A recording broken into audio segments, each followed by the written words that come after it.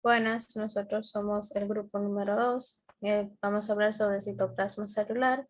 Mi nombre es Liz Santos y le voy a empezar a hablar con las generalidades de las células y el citoplasma.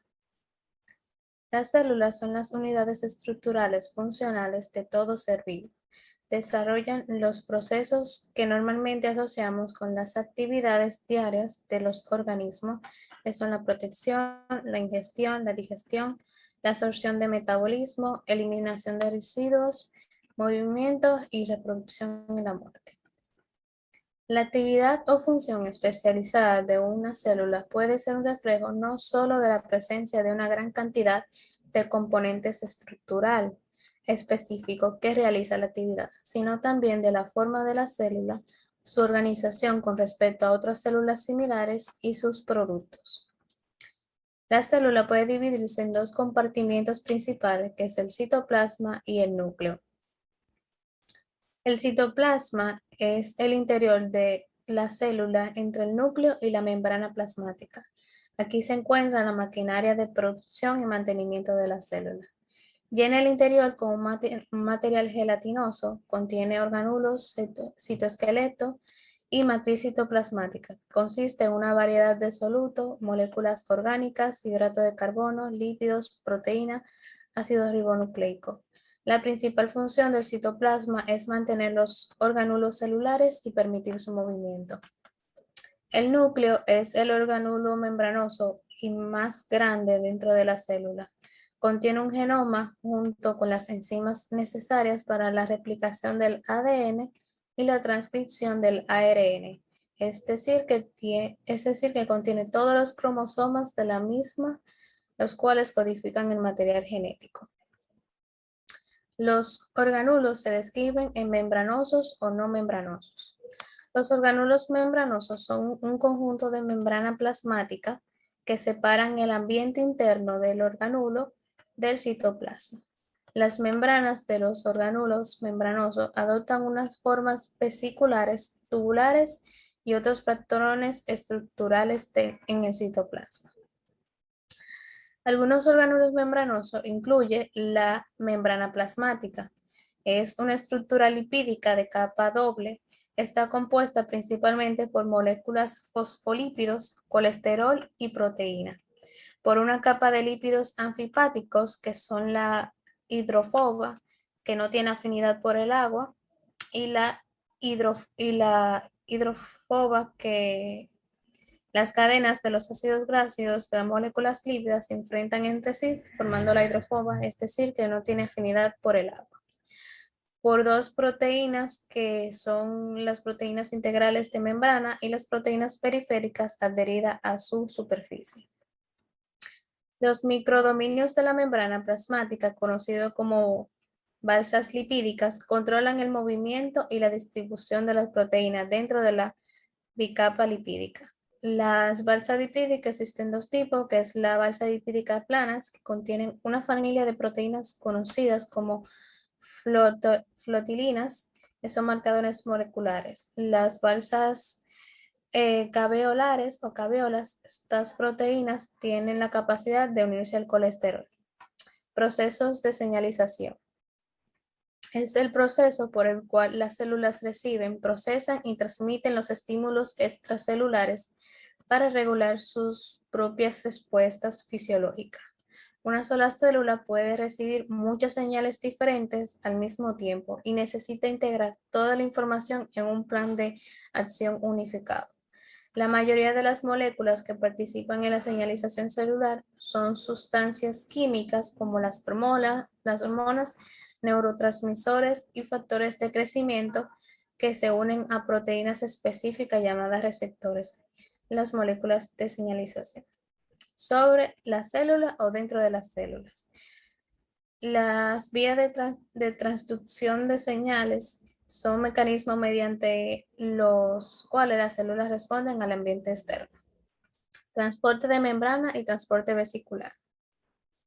Algunas sustancias cruzan la membrana plasmática por difusión simple. Las demás requieren de participación de proteínas de transporte.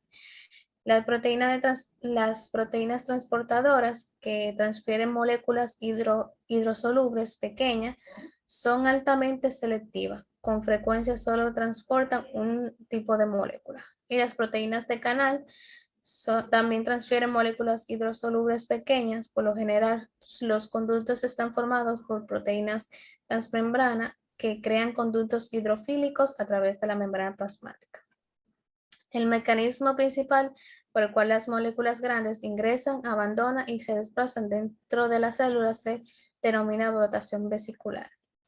La endocitosis es el término general para los procesos de transporte vesicular en los cuales la sustancia incorpora dentro de ellas moléculas grandes o pequeñas que son recubiertas por la vesícula de membrana. Se reconoce tres mecanismos de endocitosis en la célula, que es la pinocitosis, que es el proceso por el cual la célula ingiere líquido y pequeñas moléculas de proteínas mediante vesículas pequeñas. La fagocitosis es la incorporación de partículas grandes o bacterias y otras materias extrañas. La fagocitosis es un proceso muy importante en el sistema inmune, ya que una vez que el microbio es reconocido como extraño, unas prolongaciones denominadas pseudópodos se envuelven la partícula y esta quedará en el compartimiento denominado fagosoma. La endocitosis mediada por receptor permite la entrada de moléculas específicas en la célula reconocida por receptores de membrana plasmática. La exocitosis es el proceso mediante el cual una vesícula se desplaza desde el citoplasma hacia la membrana plasmática, donde descarga su contenido al espacio extracelular.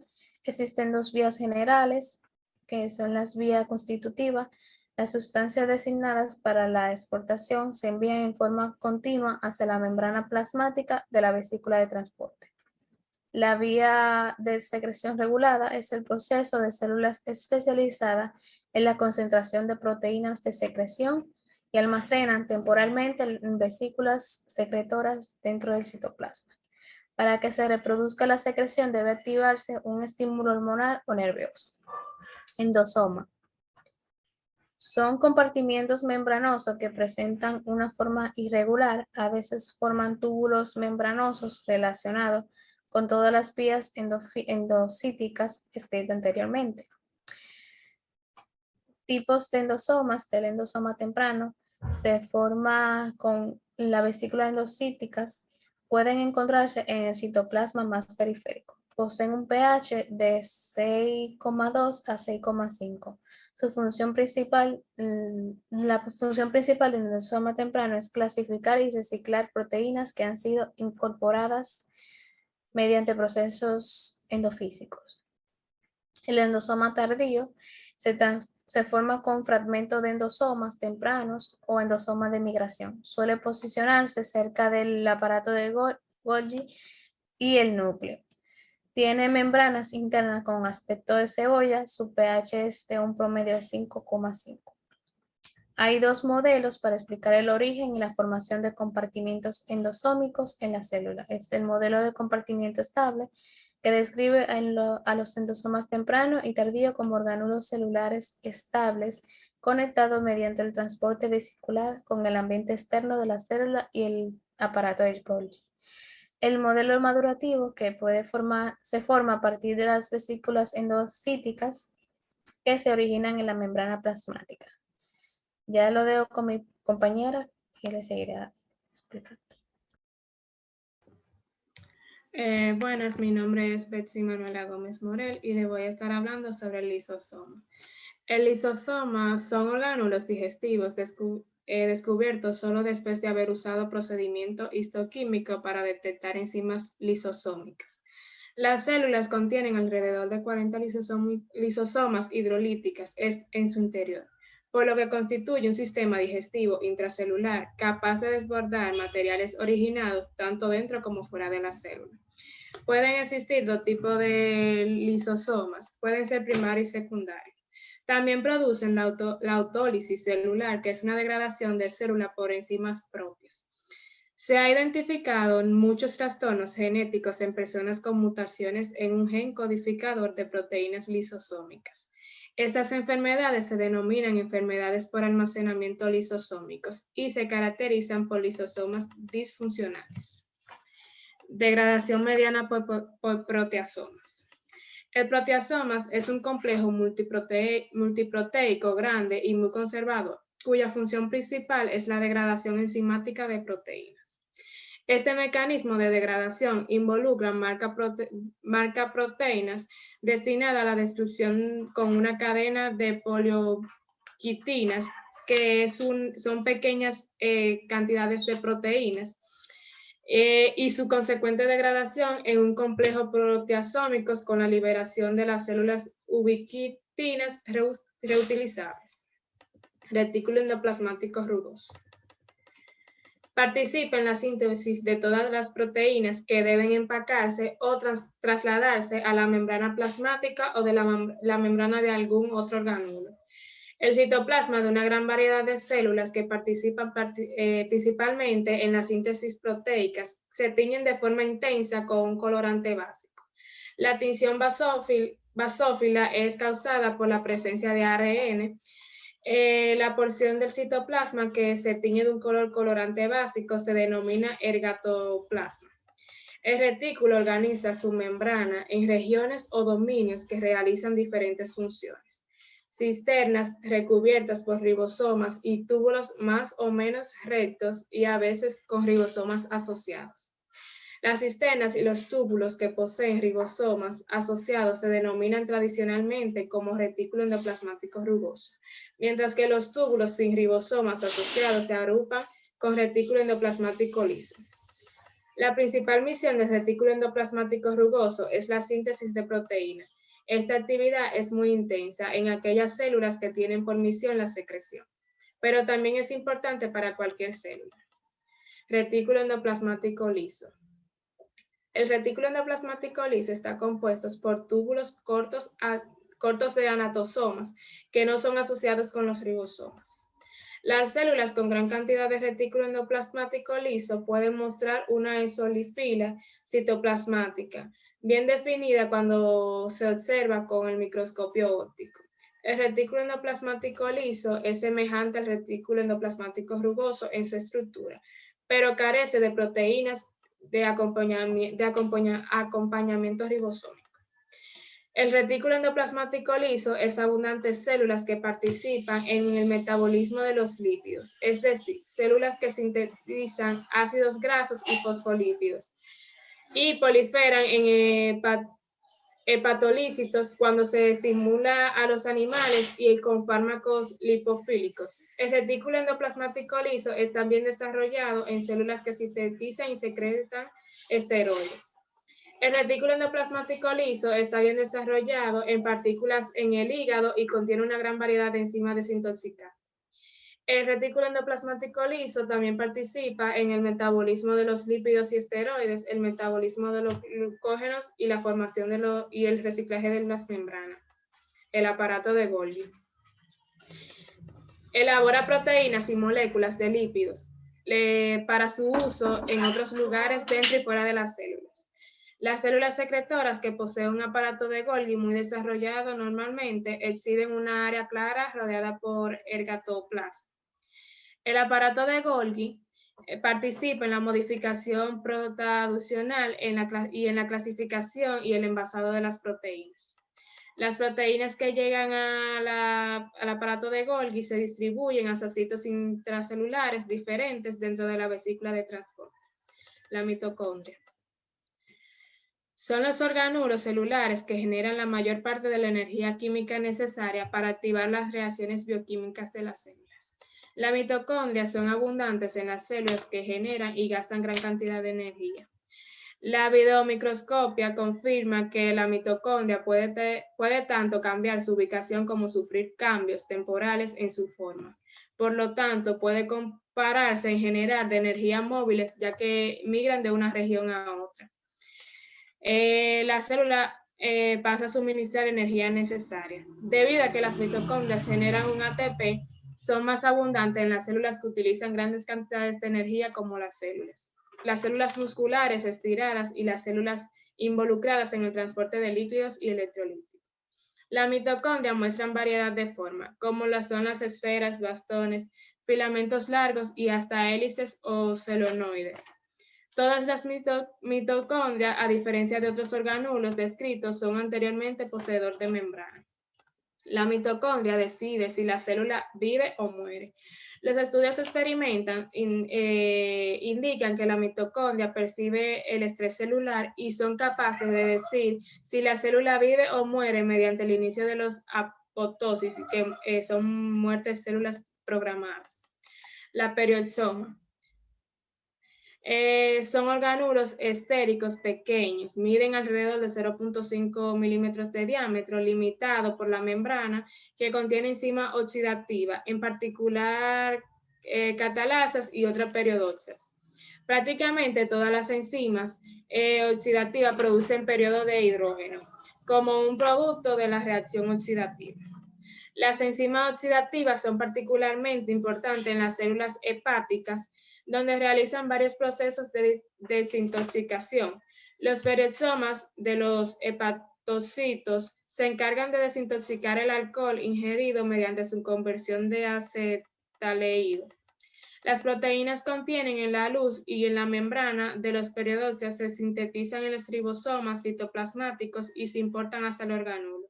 La cantidad de peroxoma presente en las células se incrementa en respuesta a la dieta, a los fármacos y a la estimulación de hormonas. Hasta aquí mi parte.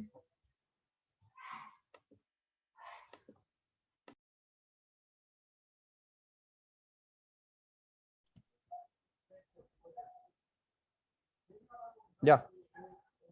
Sí. Buen día, mi nombre es Jaciel López y yo les estaré hablando sobre los organelos no membranosos.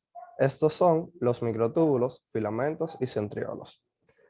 Los microtúbulos son tubos huecos y rígidos que están compuestos por proteínas. Estas proteínas se llaman proteína alfa y proteína beta. Los microtúbulos tienen la capacidad de moverse y de armarse, moverse y desarmarse. Se llaman filamentos gruesos también debido a que tienen un grosor de 20 a 25 nanómetros. Estos son los más grandes dentro de los filamentos. Los demás filamentos son filamentos medios y microfilamentos. Estos microtúbulos se originan a partir del centro organizador de microtúbulos. Algunas de las funciones del microtúbulo son transporte vesicular intracelular, movimiento de cilios y flagelos, unión de cromosomas al uso mitótico y el mantenimiento de la forma celular, ya que estos forman parte del citoesqueleto. Estos proporcionan rigidez al citoesqueleto. Su composición o formación, como ya lo mencioné, están compuestos de proteína alfa y beta. Tienen dos extremos, uno es el minus y otro es el plus. Pueden crecer y contraerse mediante la unión o liberación de las proteínas que mencioné anteriormente. Eso se llama inestabilidad dinámica. Aquí en la pantalla estamos viendo la composición del microtúbulo. Cada uno de estos circulitos que podemos ver aquí son las proteínas alfa y proteína beta. Esto aquí abajo es el extremo minus y aquí arriba es el extremo plus. El extremo minus es el extremo que está más cerca de la base y el extremo plus es el extremo que está más alejado. ¿Cómo? Bueno, entonces, yo mencioné que una de las funciones de los microtúbulos es el transporte vesicular intracelular. Aquí se está viendo una imagen de cómo funciona ese transporte. Imaginemos que los microtúbulos son rieles y las proteínas son vagones. Estas proteínas transportan diferente material de un lado del microtúbulo al otro. Los lados, como mencioné, es el lado minus y el lado plus. Las proteínas que mueven son la dineína y la cinesina. Una mueve del menor a mayor y la otra de mayor a menor.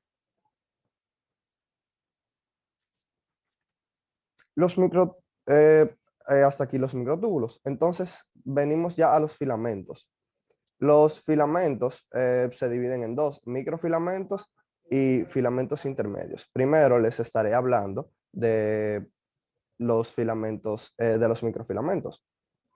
Estos son más cortos y más flexibles que los microtúbulos y tienen un diámetro de 6 a 8 nanómetros.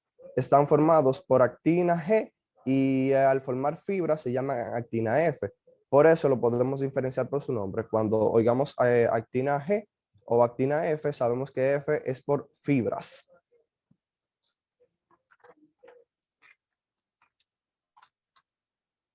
No hace falta decir que estos filamentos también son parte de citoesqueleto y también recordando que le dan forma. También participan en la unión de célula unión matricelular. También forman las microvellosidades que están en el núcleo. Aquí podemos ver parte de la composición de los microfilamentos y los filamentos intermedios y los microfilamentos.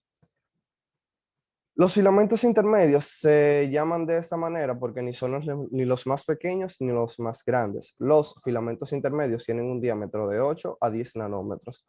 Estos filamentos son resistentes y dan estabilidad a la célula. Por eso es que forman parte del citoesqueleto, como los mencionados anteriormente. Forman desmosomas y hemidosomas, que son un tipo de unión celular, y estas están formadas por diversas proteínas, que son queratinas, bimentinas, desminas y proteínas de neurofilamentos.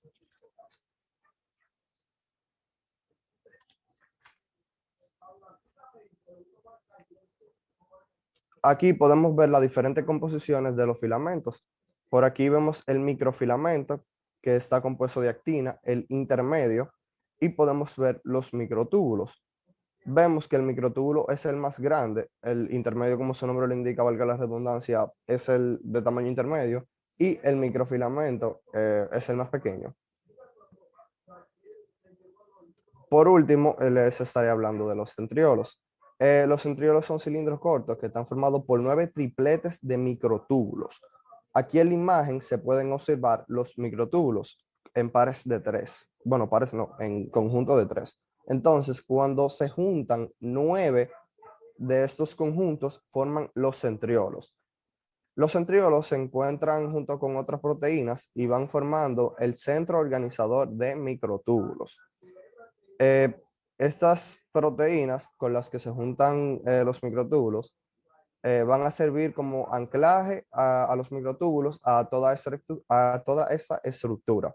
El centro organizador también funciona como polo del uso de mitótico. También forman los cuerpos basales, que sería la base de los cilios. Cuando vemos toda la estructura, podemos observar que, por ejemplo, eso aquí, aunque casi no se ve, es cuando una parte de la etapa de la división celular. Cuando vemos a las esquinas, por así decirlo, en el medio, a los lados, podemos ver como diminutos círculos. Esos son el centro de organizador de microtúbulos que dispone o básicamente salen brazos, que son los microtúbulos que dividen los diferentes cromosomas. Hasta aquí mi exposición, mi compañero va a seguir explicando.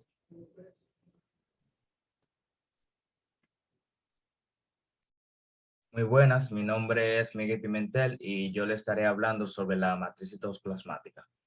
La matriz citoplasmática, o como mayormente conocemos como el citosol, es un fluido intracelular de las células que participan en diferentes funciones y que está formado principalmente por el citoplasma. En el medio que se desarrolla una gran actividad molecular, como es la glucólisis, la traducción de proteínas en los ribosomas libres, la cascada de señalación de los resultados de comunicación celular y la comunicación entre organulos, etc. Este tiene unas funciones fisiológicas importantes, como se puede decir la síntesis de proteína. La síntesis de proteína actúa de manera que se convierte de ADN a ARN mensajero. Este después va hacia lo que se llama la traducción. La traducción es cuando el ARN mensajero viaja a lo que serían los ribosomas que están esparcidos por el citoplasma y que a ese se traduce los 20 aminoácidos esenciales que tiene el núcleo de la célula.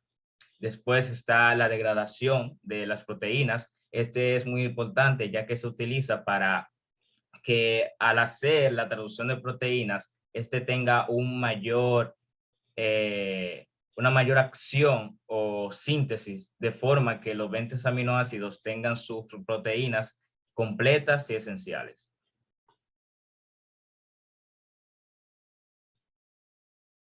Les voy ahora a hablar sobre lo que son las inclusiones citoplasmáticas. Las inclusiones citoplasmáticas son sustancias que se acumulan en el citoplasma celular. Se diferencia de los organulos porque estos no tienen actividad metabólica, o sea, no tienen ni siquiera membrana celular, por lo tanto, esto no tiene ninguna función entre las células. Bueno, tienen una función importante como es el almacenamiento de nutrientes y minerales y la acumulación de sustancias producto de secreciones o excreciones que salen del metabolismo celular. En ellas podemos hablar sobre las inclusiones cristalinas. Las inclusiones cristalinas serían tipo inclusiones o cristales proteicos que se observan en diferentes células. Una de las más importantes serían los cristales de Ranke y los cristales de Charcot-Leyden. Voy a hablar primero sobre los cristales de Charcot-Leyden. Los cristales de Charcot-Leyden, estos son proteínas por la degradación de eosinófilos y basófilos. Estos se pueden ver de manera numerosa en las heces, los expulsos o las secreciones nasales. En estos tienen un tamaño de 5 nanómetros y se pueden ver de diferentes tamaños dependiendo de la observación. Estos se pueden ver fácilmente con la función de hemoticilina y eosina en un microscopio óptico. Estos mayormente aparecen en los que son enfermedades debido a que en la presencia de estos cristales pueden estar lo que sería alergias, hipersensibilidad, algunos patógenos convertidos en larvas o en diferentes enfermedades de nuestro sistema respiratorio. Ahora le estaré hablando, una cosa antes de aclarar, hay una curiosidad sobre lo que está de Charcot-Leyden, es que estos aparecen también dentro de los macrófagos, debido a que esos cristales dan una presencia de enfermedad, por lo tanto los macrófagos tienen la función de defendernos de tal enfermedad, por lo tanto se hacen una fagocitosis. La fagocitosis es que los macrófagos se comen a los cristales de Charcot-Leyden y así se eliminan de las células. Por eso se pueden ver en varias ocasiones los cristales de Charcot-Leyden dentro de los macrófagos. Entonces estaré hablándoles sobre los cristales de Ranke. Los cristales de Ranke aparecen mayormente en las células de los testículos y de los ovarios, o sea, del sistema reproductor masculino como femenino, pero mayor aparece de mayor número en el sistema reproductor masculino.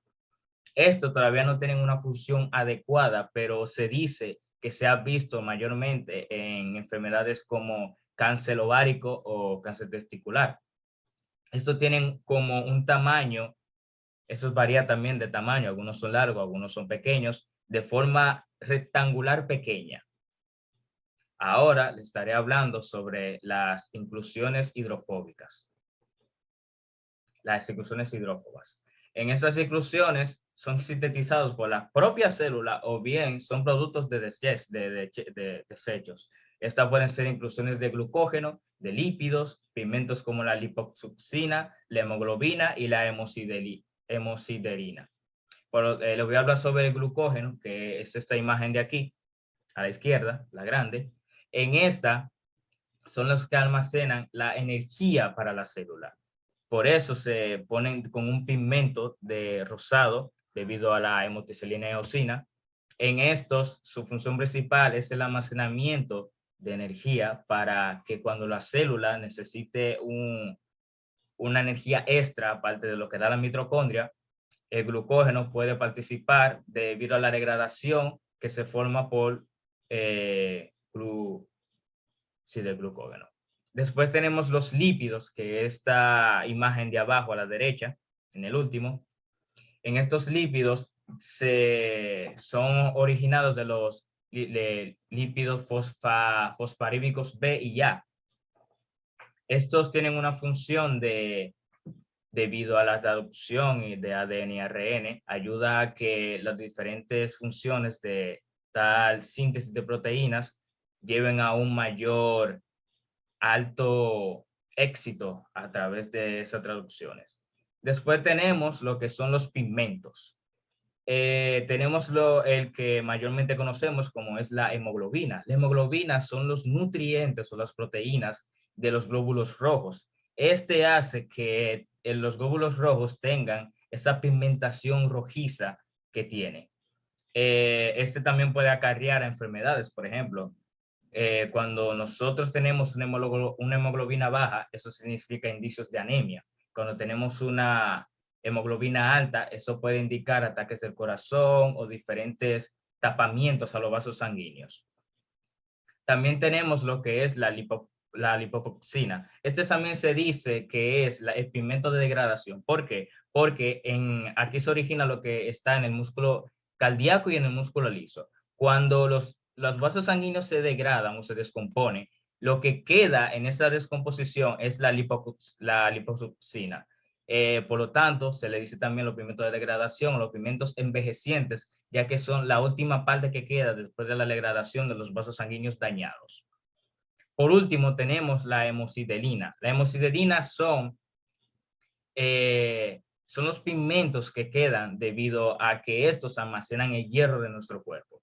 Cuando tenemos una alta densidad de hierro que la hemosiderina tiene, puede dar un pigmento de color amarillo, marrón, como tenemos a la derecha, arriba.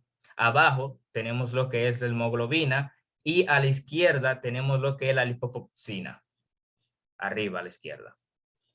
La hemosiderina se ve mayormente en lo que son el músculo, algunos en la zona ósea o en algunas partes que se almacenan el hierro.